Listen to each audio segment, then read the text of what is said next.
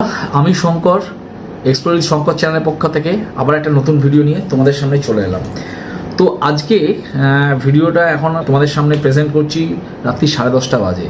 আর আজকের দিনটা হচ্ছে 4 মে, ঠিক আছে? খুব ঐতিহাসিক দিন ভারতবর্ষের বুকে এবং পশ্চিমবঙ্গের বুকে তো বটেই, কারণ পশ্চিমবঙ্গের আজকে ভাগ্য নির্ধারণ করা হয়েছে যে লোকসভা ভোট 2026-এর গেল 23শে এপ্রিল আর 29শে এপ্রিল, সেটার আজকে ভোট গণনা শেষ হলো বা রেজাল্ট বেরোলো এক কথা বলতে গেলে।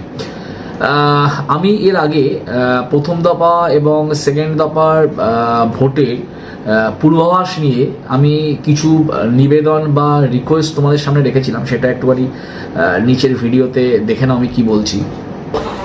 আজ 29 তারিখ, আর এইটা দেখে বুঝতেই পারছো যে পশ্চিমবঙ্গের দ্বিতীয় দফার ভোট আজকে হয়ে গেল বা হচ্ছে, যাই বলো। সকাল সকাল ভোট দিয়ে চলে এলাম, নিজের অধিকারটা বুঝে নিলাম, ঠিক আছে? এবং আশা করি তোমরাও যে যার পছন্দের প্রার্থীকে বেছে নিয়ে নিজের অধিকারটা বুঝে নিয়েছো। তো সেখানে আমি সবার কাছে ধর্মনিরপেক্ষ এবং কালার নিরপেক্ষ হয়ে আমি একটা রিকোয়েস্ট করেছিলাম যে তোমরা কোনো প্রার্থী বা কোনো কালারকে পছন্দ করে স্পেসিফিকভাবে ভোট দিও না।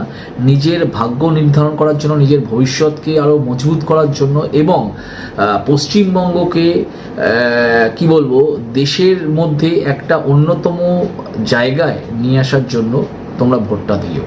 এবং আমিও যেই কারণে ভোট দিয়েছি এবং তোমরাও সেই ভেবেই ভোট দিয়েছো, এবং তার ফলস্বরূপ আজকে আমরা যে চেঞ্জেস বা যে পরিবর্তন দেখতে পেয়েছি, তাতে একটা জিনিস সম্পূর্ণভাবে প্রমাণিত হয়ে গেছে যে মানুষ চাইলে কি না হতে পারে, ঠিক আছে? মানুষ চাইলে মানে আকাশ পাতাল এক হয়ে যেতে পারে, ঠিক আছে না? মানুষ কোনো ভাতাতে ডিপেন্ড করেনি, কোনো অর্থ লোভ মানুষকে টলাতে পারেনি।